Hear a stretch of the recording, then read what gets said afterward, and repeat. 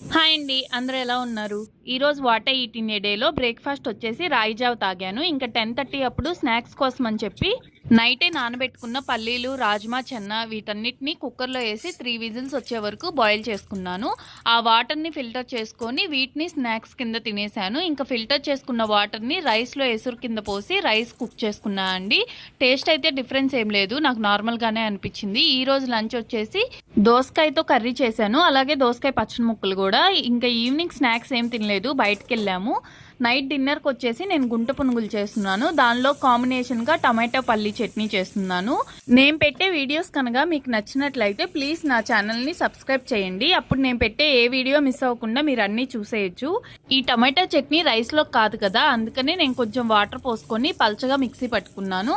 బేసిక్గా నాకు పునుగులు అంటే ఇష్టం, కానీ అవి ఆయిల్ ఫుడ్ అని చెప్పి నాకు పునుగులు తినాలనిపించినప్పుడల్లా ఇలా గుంట పునుగులు చేసుకొని తింటాను.